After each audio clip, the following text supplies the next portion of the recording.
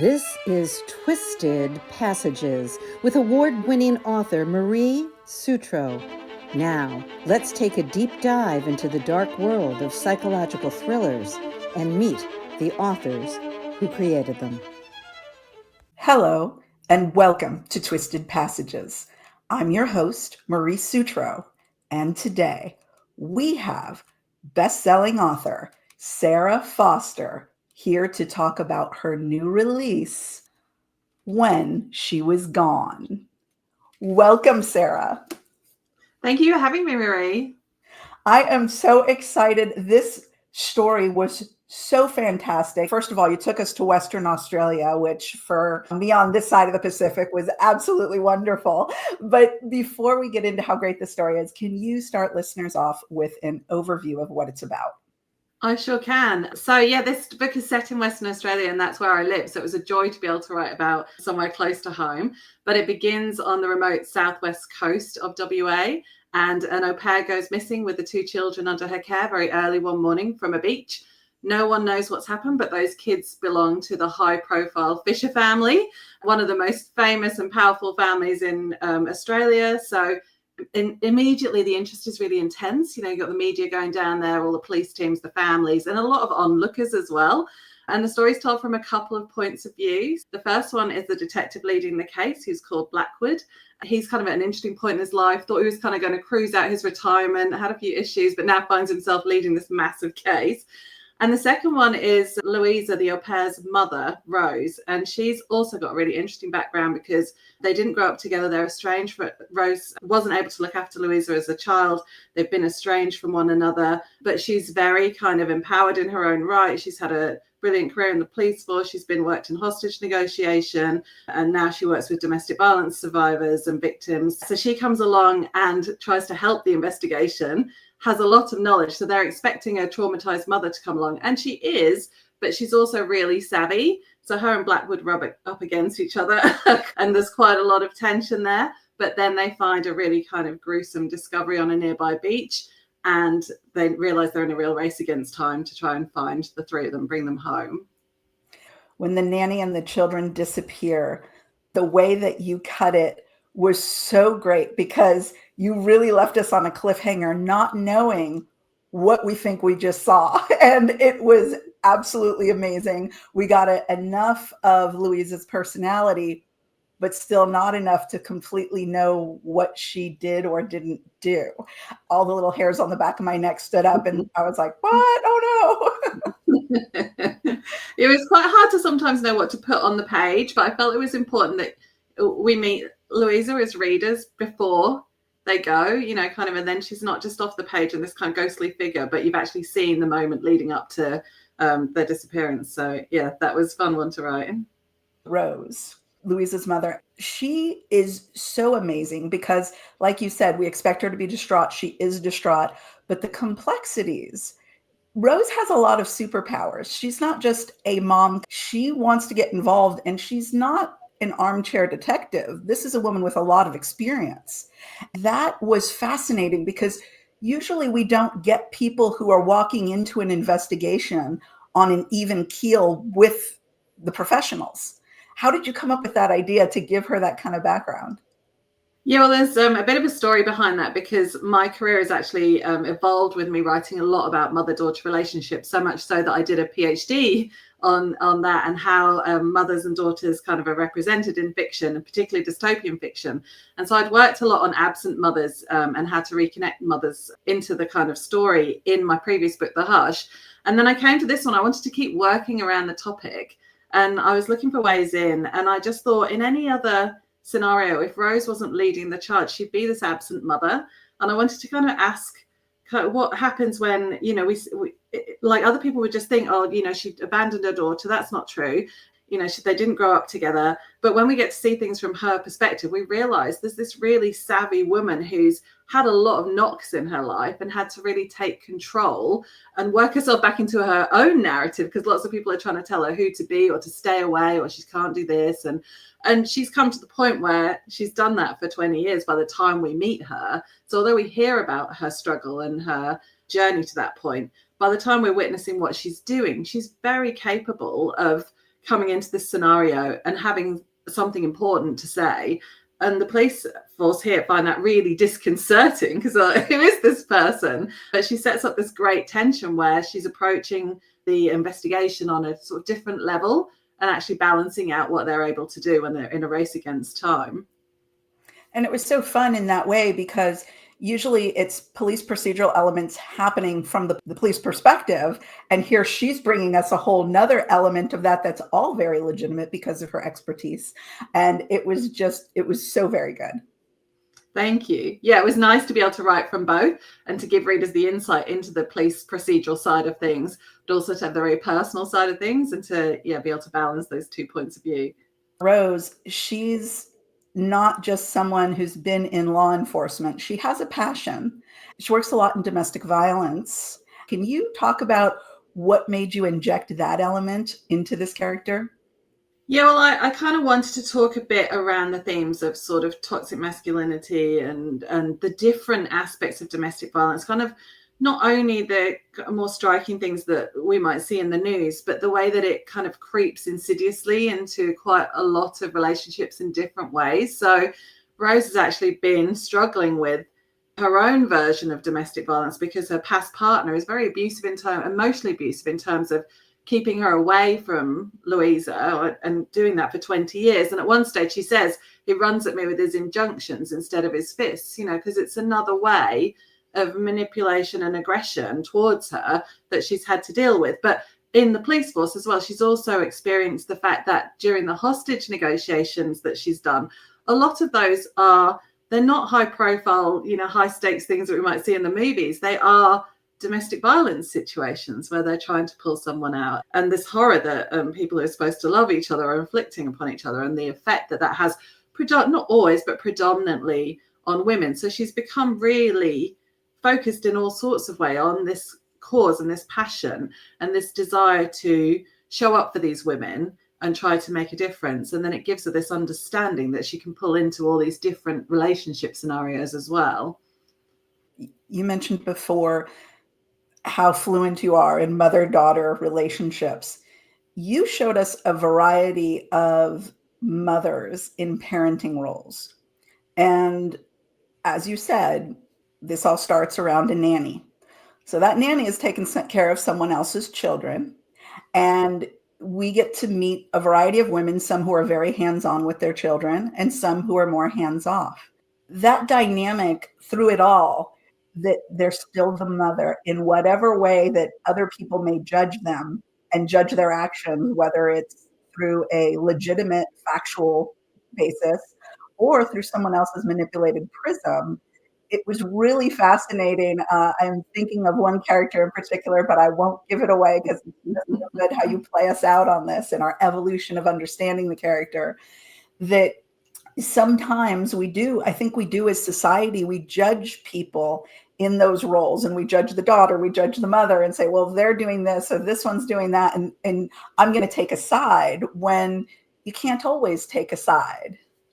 Absolutely. I think I was playing a lot around the sort of archetypes of mothers that you see so often in the media, and particularly where the mothering is often represented as either mothers are heroes or mothers are villains, kind of if you're living up to some kind of unwritten code, that is almost impossible to live up to because it's not realistic, then you're striving to be the hero, but always failing. And then if you, in any way you kind of don't do the things that are expected of you, you're immediately the villain, and you're immediately given incredible kind of responsibility and accountability for everything that's going on around you, whether it's your children or your family. And so there's this incredible burden that mothers bear because of that representation in society, whereas in fact there's so many complexities around mothering and just people trying to live the interesting, different, diverse lives.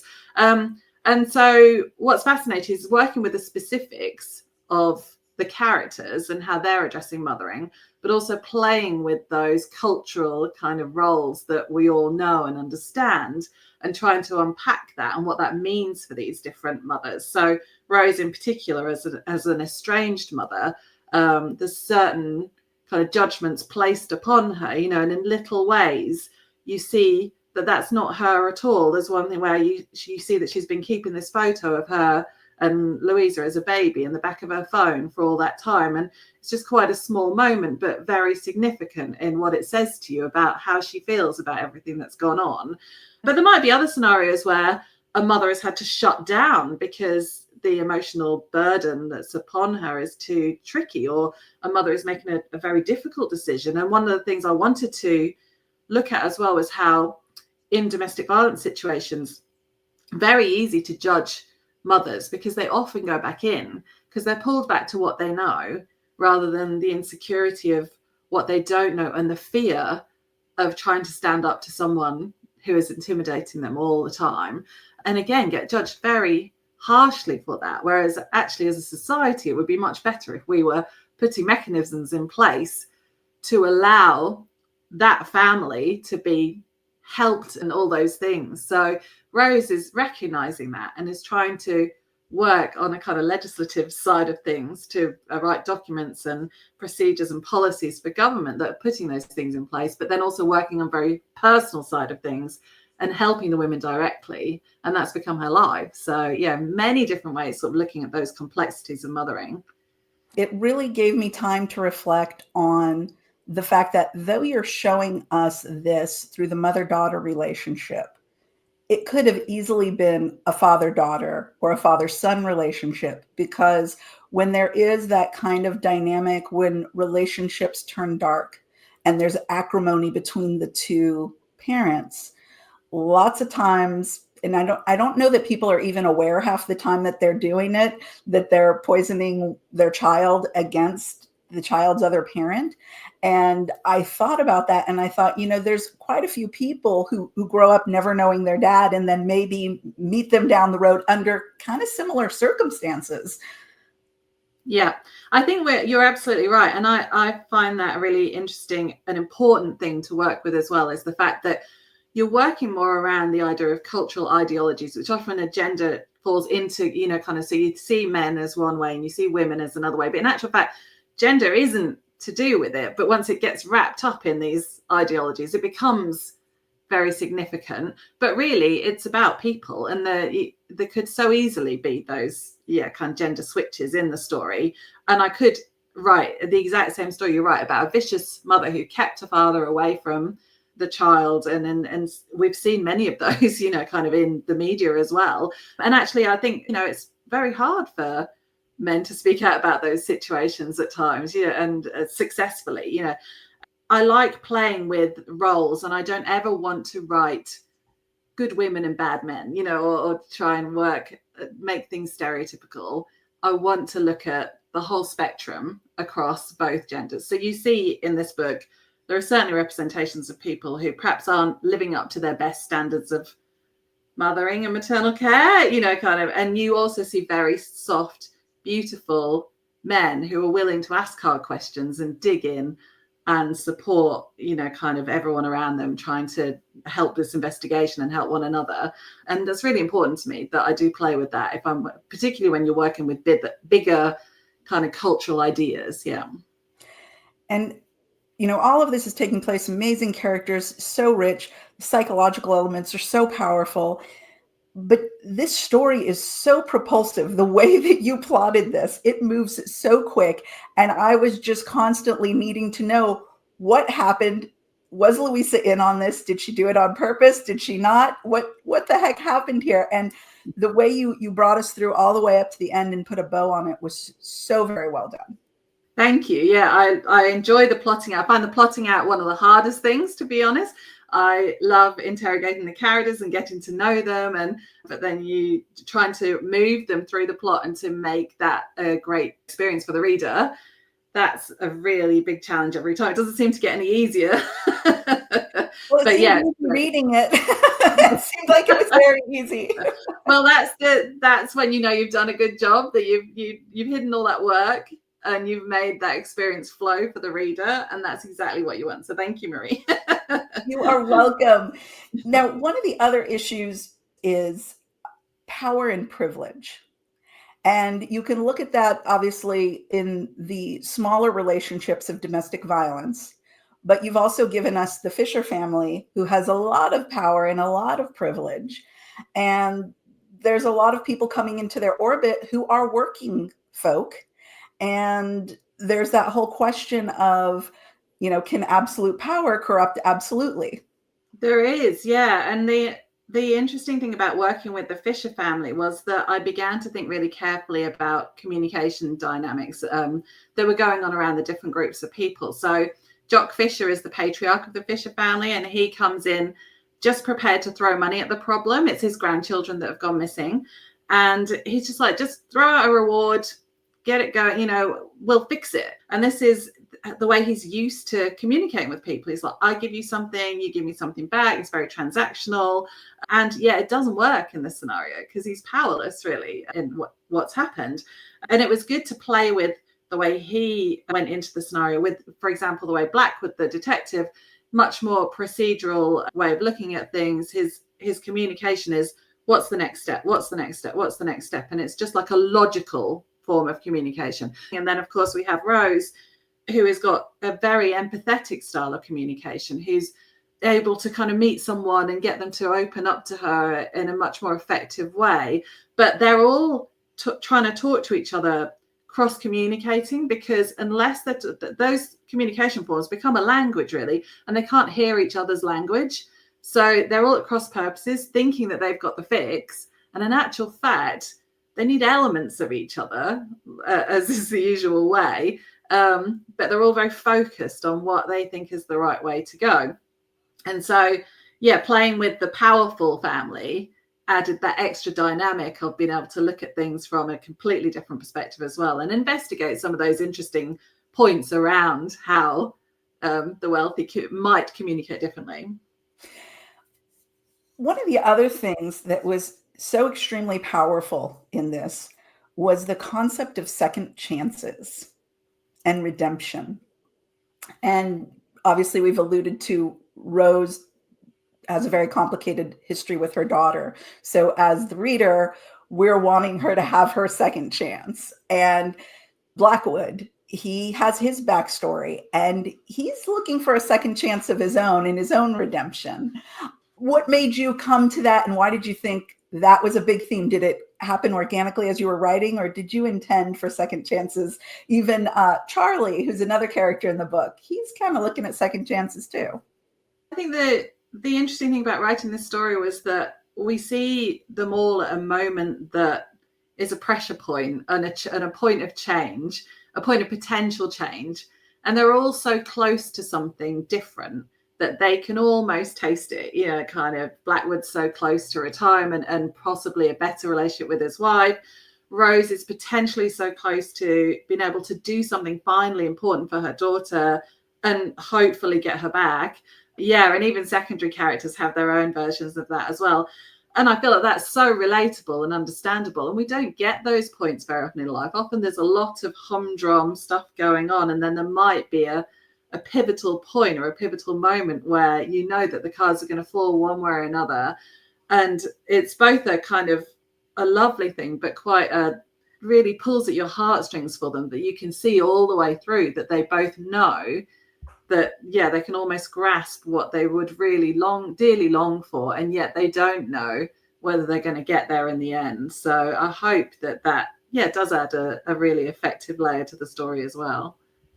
It really did. And it's that element when we go to fiction, as bad as things are, you gave us this heartbreaking setup that we want this to end up as best as it can for everyone involved.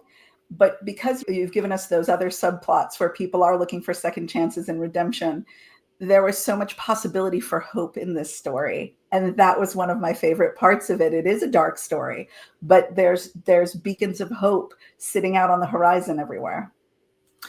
Oh, it's so great to hear you say that, because I do enjoy, I work with quite dark themes and obviously write crime and thriller suspense in that region.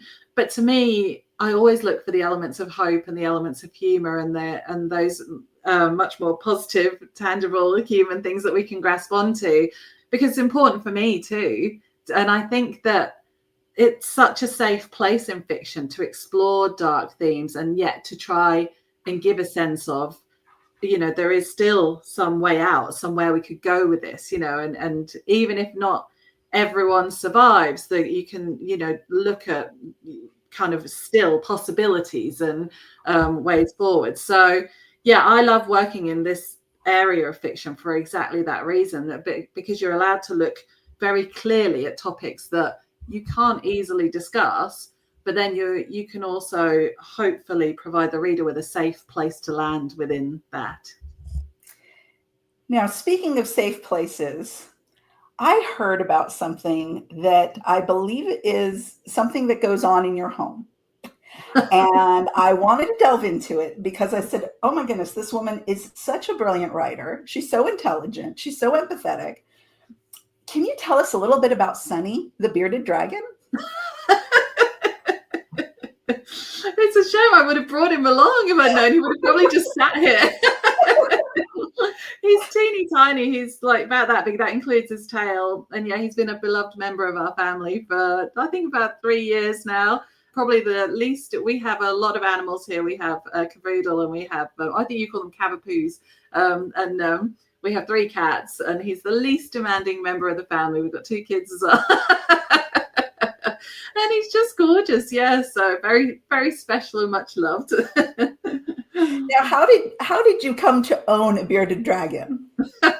My older daughter, got obsessed with bearded dragons some time ago. So she spent a year saving up for him and all his equipment. And so really it's thanks to her. But yeah, he's brought a lot of joy, and kind of, he always sleeps in a different position as well. And so every night it's always interesting. Like, he sleeps with arms and legs kind of dangling off things, or like pressed against walls, and it's never a normal sleeping position. It's always fascinating to see where he's going to end up.